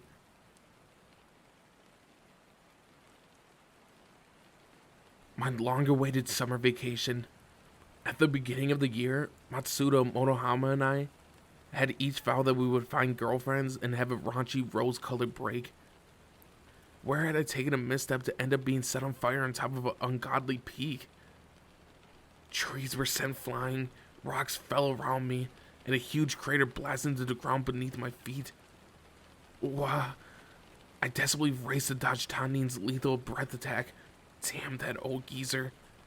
Even after I thought my eyes had run dry, tears still coursed down my cheeks. Each day was a terror from start to finish. I wasn't sure I could keep going like this. What kind of high school student had to put up with dodging scorching fireballs from a dragon for hours on end? Come on, Red Dragon kiddo. If you don't pick up the pace, I'll reduce you to ash. I can't turn to dust until I have sex with the Prez. I'm supposed to take her virginity, and I had to give her my chastity too. And I wanted to have some sexy times with Akano too. I wanted her maidenhood for my own. Plus, I was supposed to make babies with Zenobia. I had to get closer with Ozzy as well. There was so much I had left to do. So why was I wasting time battling death out in the middle of nowhere? We have been here for a few days now, and in that time, I have been reduced to a total wreck. I couldn't recall a time where I've been so exhausted, both mentally and physically. I mean, I was being chased around by this monster morning and night. On the rare occasion I tried to launch a counterattack, it was never enough to turn the tables. Whenever I attempted to strike those thick dragon scales, I only succeeded in hurting my own fist. Even my power transferring ability had proved pointless, and so I spent my time running and hiding. Anything less meant being roasted. Tannin's fire attacks were powerful enough to blow away chunks of the mountain in a single hit. If I took a direct blow, it would mean instant death. Ever since I offered my left arm for payment for my balance breaker during my battle with Visor Phoenix, whenever the amount of dragon power within me passed a certain threshold, my arm transformed into a dragon's claw. Fortunately, thanks to the bracelet-like item that I've received from Azazel, I was able to keep my limb in its original form. That fallen angel knew how to make all sorts of things. That said, it only worked in the underworld. When I returned to the human realm, I would need to get the President Akano to suck out the dragon power through my fingers again. Despite how miserable it was, all this running was great exercise. So far, I had managed to avoid taking a head-on strike from that dragon breath, but my tracksuit was in tatters and full of holes. Once my daily sparring was over with, it was time for basic training. It was mostly strength drills, and by the time we were finished, my whole body was screaming in agony. Still, it was better than being chased around by that grumpy old dragon, and I fared much better at it. I had to make my own meals. As I was unfamiliar with plants and the animals in the underworld, I would only eat something that Tannin confirmed was safe. This meant that I subsisted on fish that I caught in the river and nuts I gathered from trees on the mountain. At some point, I even worked out how to light a fire with my demon powers. Yeah, my skills were improving. My life had definitely taken a serious turn, however. Whenever I caught a fish, I would cry out in joy like a castaway on a deserted island. It was bad. I was turning into a feral child. That was how I've been passing the past few days. Oh, how I wanted to see the Prez and talk to Azia and drink tea with Akano. There were no girls here. I couldn't think of a worse hell. How I'd longed for a lap pillow from the Prez. What I would have given to feel her thighs again. The only pleasures I had been able to enjoy since coming here were my delusions. Once the old dragon geezer was finished with me for the day, I would retreat to my dream world, where the present Ozzy would welcome me with open arms. Lately, I found myself fantasizing about them even while being chased down by Tannin. It was messed up. Another fireball raced towards me, destroying the boulder I've been hiding behind. Tannin had found me. There you are. It's no use running. Fight back. I can't. You're too strong. You're even stronger than Volley, aren't you? Well, folks often say I rival Demon Kings in terms of power. See, he was a genuine monster. That bastard was a Demon King class. Why did I have to rough it like some survivalist in the mountains with an overpowered dragon? Damn it. I should have spent summer break on a beach with Matsuda and Monohama. I wanted women. I might have been surrounded by lovely beauties, but I have yet to unlock a single erotic scene with one. If only the Professor Akino would agree to become my girlfriend. Maybe I could throw some caution to the wind and confess my love to them. But I couldn't help but worry that they wouldn't accept such a declaration. Although, I was taken aback because I couldn't stop myself from having dirty delusions while running from the geezer dragon. I wouldn't have been able to cope with my present situation if not for those fantasies. Oh, so you're going at it. How's he keeping up? Came a familiar voice. When I glanced around, I spied the governor of the fallen angels. Delicious. Awesome. I rapidly devoured the princess's handmade rice balls. She requested Azazel bring them to me. Awesome. These are Ria's handiwork, alright. A token of her love. Azia made me a box lunch too, which was equally fantastic. Akino also prepared you a meal. You should eat that one as well. She was practically competing with Ria's when she made it. I guess absence really does make the heart grow fonder. Azazel remarked, clapping me on my shoulder. Quit messing around. I'm close to dying here. This dragon guy is super strong. Sparring with someone powerful is fine, but he's going all out. I exclaimed while stuffing my mouth with rice. It was all just too hard. A kid used to modern luxury like me couldn't keep up fighting against a Demon King class opponent alone on a mountaintop. More importantly, I didn't even have the presence breast to sustain me. That geezer Tannin doesn't know how to hold back. He's going to be my death. I'll expire without ever having lost my virginity. Don't be a fool. Are you truly gonna let that happen so easily? If I felt like it, I could reduce you to ash in a single breath. The way to end this is simple. Use your balance breaker. Tannin insisted, his nostrils flaring. That's easy enough for you to say. You're the size of a monster. I'm practically a speck of dust compared to you. And you call yourself the mightiest of Lady Rias' pawns. Don't make me laugh. Do you realize how many demons would kill to serve your master? The press was undoubtedly a celebrity here in the underworld. That outrageous reception for the train station had confirmed as much. As I thought about it, I realized it was true that many demons longed to serve her. I was pretty lucky in that respect. Yeah, it was a stroke of good fortune that I got to live with a wonderful, kind, and buxom lady. My beloved Prez. I wanted to marry her one day, but that was an impossible distant dream. I breathed out a sigh. Azazel looked over at my training records. You've been doing your basic training too, right? Good. If you don't keep up with it, you won't be able to hone your body to the level necessary to reach your balance breaker. You still lack in a lot of areas. Your demon powers are no match for Volley, so you've got no choice but to increase your strength.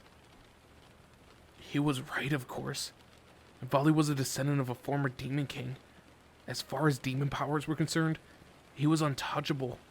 As for whether I could best him through brute strength, well, there was a vast gulf between his raw stats and mine.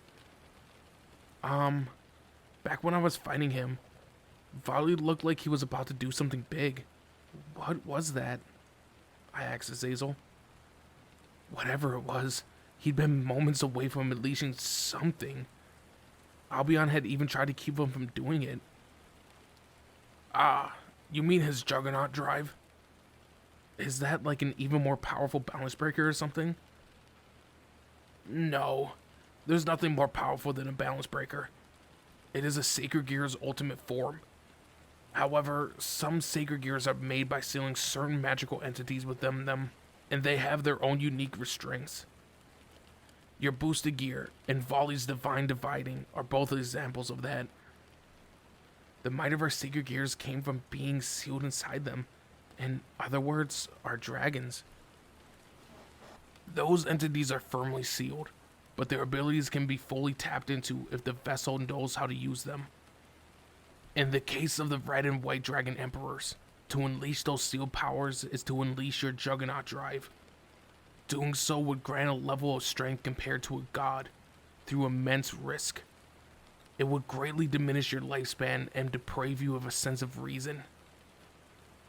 So, you're saying it would make us go berserk? Yeah, you could end up destroying everything, including yourself. Mastering that much power is virtually impossible. I guess that Volley would only be able to handle it for a few minutes. Given Albion's reluctance, he still would have been in extreme danger. Perhaps I'm not one to talk, considering I push my artificial sacred gears into burst states. But sacrificing your lifespan to get more out of your sacred gear is wrong. It's an accursed fighting style that can only be used by those who are as good as dead. You do well to never try such a thing. There was evident sorrow in Azazel's eyes. Could it be that he was worried about Volley? He had been his teacher for some time.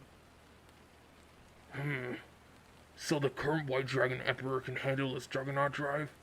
That's a problem. If you don't catch up quick, Red Dragon Kiddo, he'll kill you.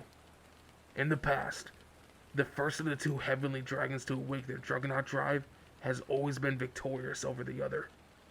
You can say that the early bird gets the worm. Tannin said. Did that mean it was my turn to bite the big one? But I couldn't die yet. I still haven't fulfilled my dreams, my harem, getting promoted to the level of high-class demon. Heck, I wanted to become an ultimate class demon like Tannin. Simply learning that such a feat was possible was a huge deal. The only way I could see any of my aspirations achieved was if I continued training. But could I keep this up? Tannin was beyond powerful. I couldn't hope to win against him. He was a literal monster. I mean, his breath was fire.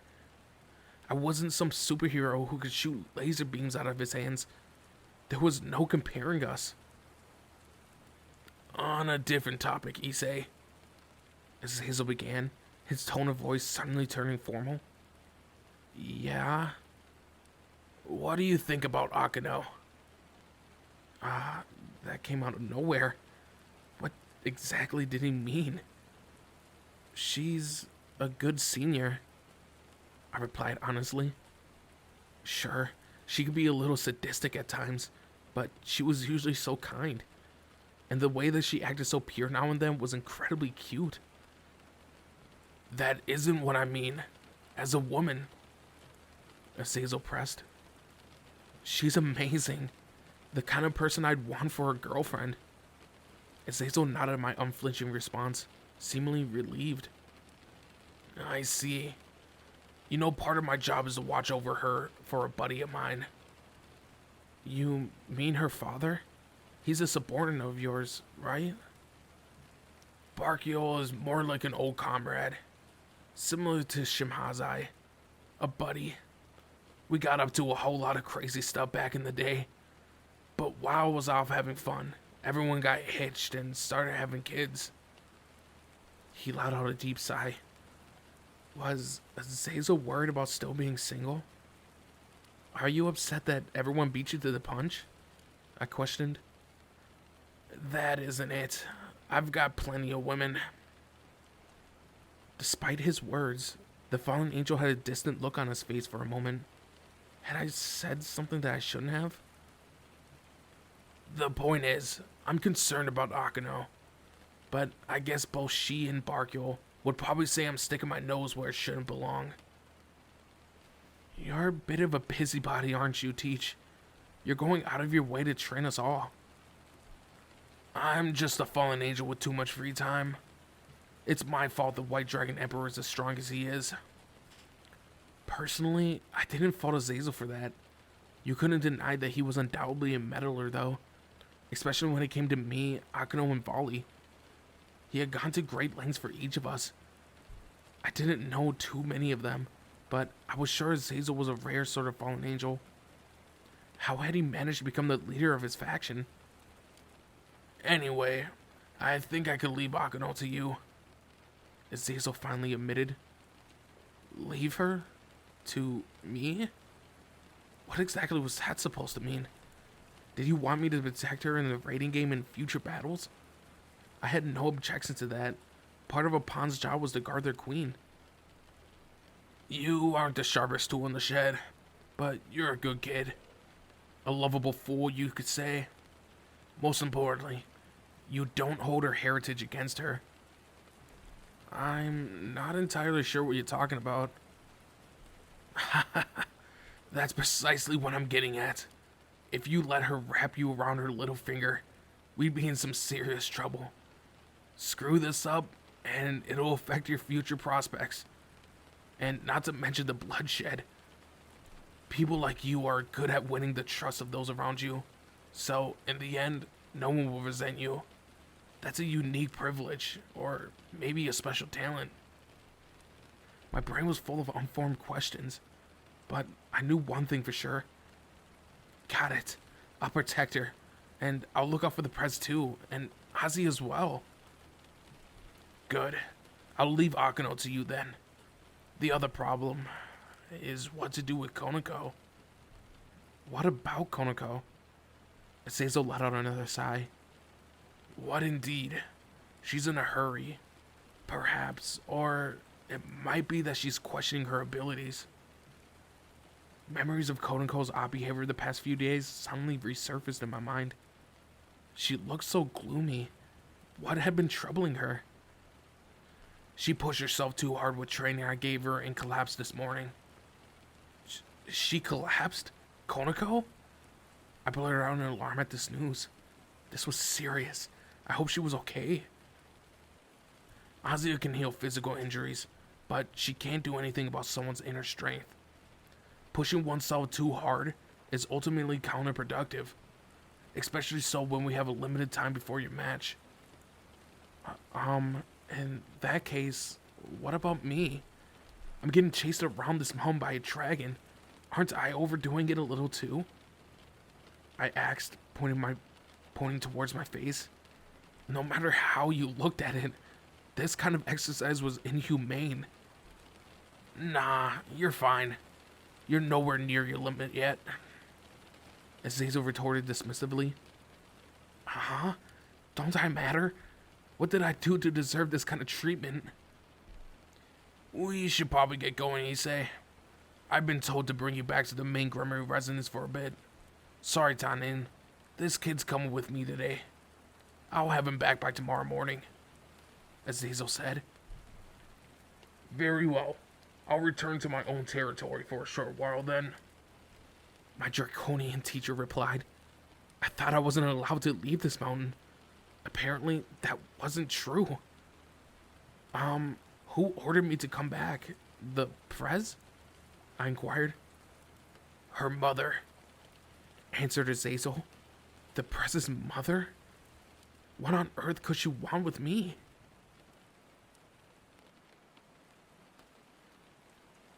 Yes, turn there. No, that's not good. You need to move faster. Look, Issei, don't just stand there. Let's start again from the top.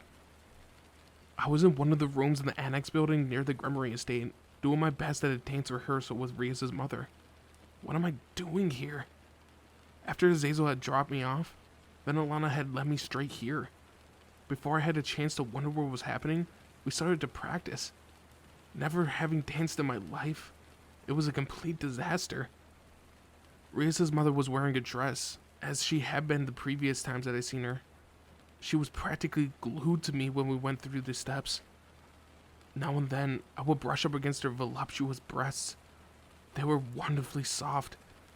I'm not sure how best to put this, but they have what felt like a mature elasticity and texture. I didn't quite understand the intricacies, but that was how they felt. In appearance, they were just like the Prezes. It was clear where Reyes had inherited hers from.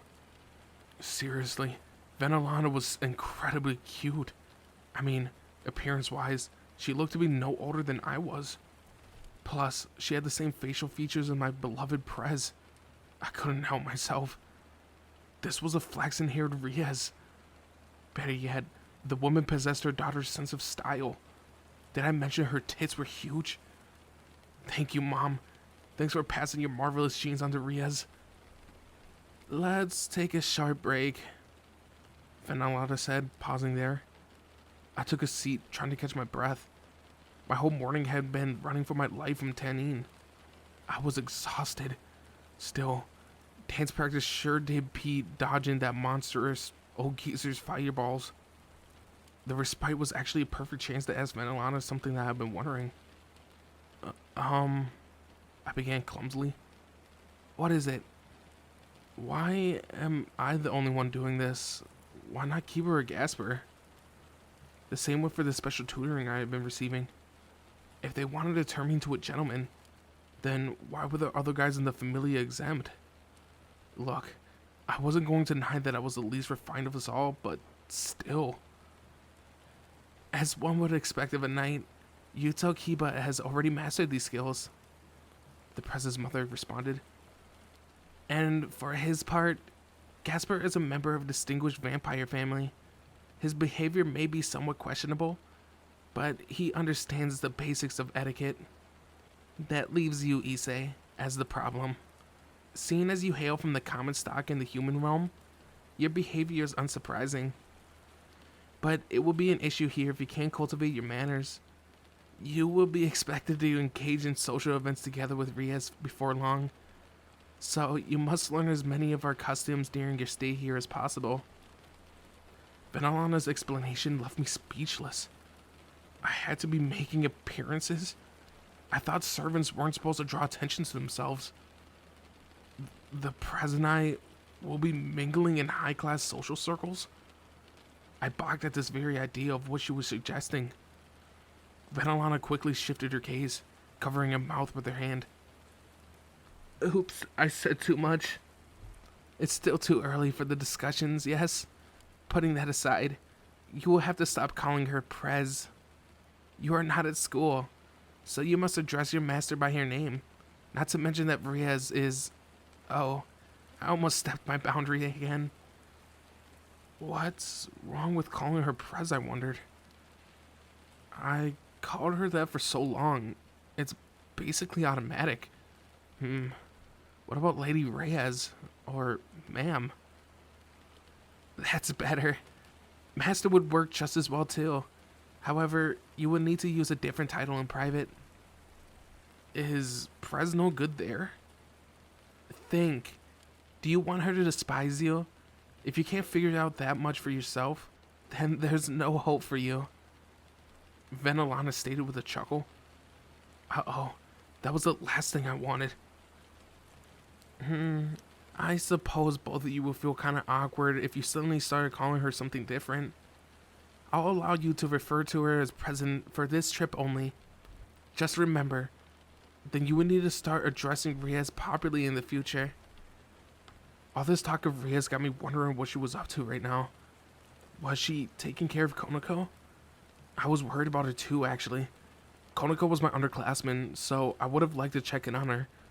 There was no telling whether she appreciated my showing her concern, though. Can I ask you another question? What is it? Is Konako okay? Oh, yes. That's no more of a case of overexertion. She should recover with a couple days of rest, assured Venelana. I've been worried about her lately. She's been acting strangely since we came to the underworld. That girl must be wrestling with how to face her own powers and identity. It's a difficult situation she finds herself in, but the answer is something that she must find on her own. Her own powers and identity? I repeated. What exactly does that mean? Now that you mention it, you haven't been part of Rias's familia for very long, have you? Yes, it's no wonder why you haven't heard. Then, allow me to fill you in.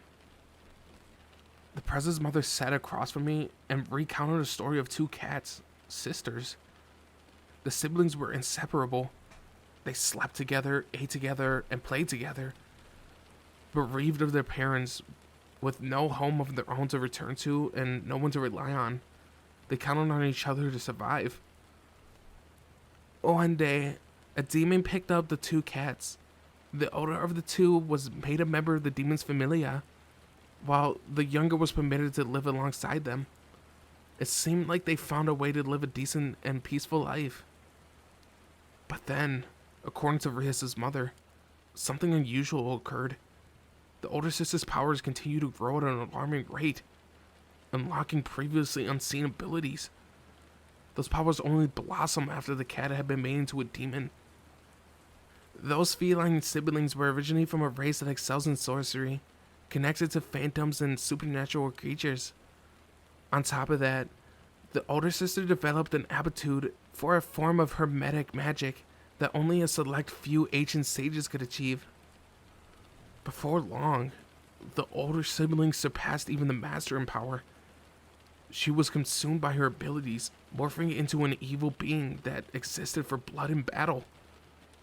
Her strength continuously growing stronger, the cat slew her own master and became a stray. One of the most dangerous strays of all time. She destroyed every pursuit squad that was sent to dispatch her. Faced with no alternative, the demon leadership chose to call off their hunt temporarily. The younger sister was left behind, and she was held responsible for the destruction. Apparently, people thought that she would go on a rampage one day too. It was decided to put down the younger sister, and that's when Sairaorg stepped in. He convinced his fellow high-class demons that she was innocent. This resulted in him being made responsible for the younger sister. Despite escaping death, her siblings' betrayal, and the merciless persecution from the other demons left the younger cat spirit on the verge of collapse. It was truly a heartbreaking story. After the cat had lost her innocent smile and will to live, Sairaorg entrusted her to his youngest sister. When she met Rias, that little feline began to regain her emotions little by little. Rias eventually named her Konako. Fenelana's story was about Konako's past. I had no words. In that case, Konako's really she's a former yokai, a supernatural shapeshifter. Have you heard of Nekomata, the mythical two-tailed monster cat? She is the sole remaining descendant of the strongest form of Nekomata, a Nekoshu, with unparalleled skills not only in supernatural magic, but also harmonic sorcery.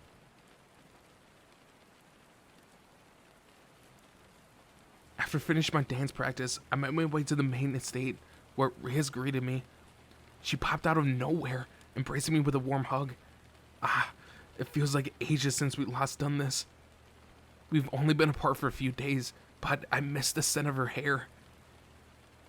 Issei smell. Sorry, I've been sweating a lot. It's fine. Your scent is the same as it always was. I've missed you, you know. She said, her eyes moist. Whoa, if you come out with lines like that, Prez, you'll make my heart skip a beat. I haven't been able to sleep by your side since we arrived in the underworld. There have been no chances to hold you either. I can't imagine my life without you anymore. I'm a pitiful master, aren't I? Prez, is she becoming increasingly dependent on me? As her servant, I was honored. I couldn't imagine life without her either. That was why, even though my training on that lonely mountaintop was so painful and arduous, I was determined to keep going. Before I managed to say this to her, however, but I need to be patient. We both need to get stronger, Issei. Good luck with Tannin. Show his fiery breath what you're made of. Right. I'll do my best not to get burned to a crisp, I replied with tears in my eyes. Yeah, the president was uncompromising when it came to training. I understood. If that's what she wanted, then I would go all out or die trying. There was something I wanted to ask, however. Prez, how's Konako doing? Immediately, her expression clouded over. Come with me. Riaz led me to Konako's room. She had already spoken to her rook and told me to see for myself. Apparently, Akano was with Konako too. Her suite was spacious. When I entered the bedroom, I saw Akano standing by the bed, where Konako lay face down. My eyes fell upon what had sprouted from Konako's head, and I nearly gasped. Cat ears. I already knew that she was a Nekomata, but it was still a shock. She had real-life cat ears. They were so endearingly lovely. How adorable. Perhaps Konako normally hid them, and they only appear now because she run herself ragged. This was no time about asking frivolous things like that. However, I was here to check on her condition. Issei, this isn't... Akano began to explain when she saw my reaction. It's alright. I've heard the story. I interrupted. Akano fell silent as I approached one side of the bed. Konako didn't look to have any wounds. Well, Izzy would have healed them, so that should have been obvious. Was this purely a case of exhaustion then? Hey, how are you feeling? I asked with a smile. What are you doing here? Konako mumbled, half opening her eyes. Her voice was sullen. I had never heard her so defeated. Was she angry at me for coming to see her? What if I said I was worried about you? Still sulking, she didn't respond. Konako, I've heard what happened, but you know, pushing yourself past your limits won't do any good. If you don't look after your body, well, maybe I'm not the one to be saying this after everything I've been through lately, but still. I want to, she murmured under her breath. I hadn't been able to make out the last part of the sentence. Huh? What was that? Then, pulling her head up to look straight at me, holding back tears, she declared, I want to be strong, in my mind and body, like Yuto and Zenobia and Akano, and like you, Issei. I don't have any special abilities like Ozzy's healing powers. At this rate, I won't be any use to anyone. I'm supposed to be a rook, and I'm the weakest of us all. I hate being so useless. Konako. So that was what had been bothering her. It's certainly true that Kiba was much stronger now than he had been just a short while ago. That Akano was incredibly powerful as their familia's queen, and that Gasper's ability allowed him to pause time. And while Ozzy might have not been an exceptionally skilled fighter, her restoration ability was beyond compare. As for me, I was weak under normal circumstances, but I had been saddled with a legendary dragon. Konako continued, tears streaking down her face. But I don't want to use it, this Nekomata power inside me. If I let it out, I'll end up like my sister. I don't want that to happen. This was the first time I saw her sob like this. She had never shown any emotion in the past, making this a huge shock. Konako's older sister had gone into a frenzy and killed her master. Then she had abandoned her own sister. According to Venalana, Konako had been through a lot. She must have been terrified, knowing that the same dangerous strength that had slain her sister's master lived within her too. Nonetheless, she wanted to grow stronger for battles ahead of us. Our underworld training camp had forced these two conflicting ideals to clash. Konako had pushed herself beyond physical limits because she was intent on becoming stronger, without drawing out her latent abilities. She had a warm-hearted soul that cared deeply for her friends. It must have been harrowing for her to think that she couldn't be of use to us despite wanting to repay Riaz for saving her. I could relate. I often felt frustrated with my weakness and inability to properly serve the prez. Akano shook her head before addressing me. Issei, let us handle this. But you're a kind person, Issei, but you need to learn to keep your distance. Besides, you need to get stronger too. I'm no different from Konako. The two of us will find a way to get through this together. If you accept who you are, you won't be able to move forward. We both understand this on a mental level, but we haven't been able to bring ourselves to fully embrace it yet. Just give us a little time, please. Akano detested the fallen angel blood that flowed through her veins. However, refusing its ability to command holy light would keep her at a permanent disadvantage. She and Konako were very much alike in that way. The two girls were struggling with great powers lying dormant inside them. Got it, Akano. Konako. I'll focus on doing the things only I can do. I bowed my head to look at them and left the room. We all had our challenges. We all had our own individual training regimens. We all had our own hurdles that we needed to overcome. Alright, we can do this. Akano, Konako, everyone, Prez. I'll dedicate myself to my training. I slept like a baby for the rest of the day before returning to the mountains the following morning.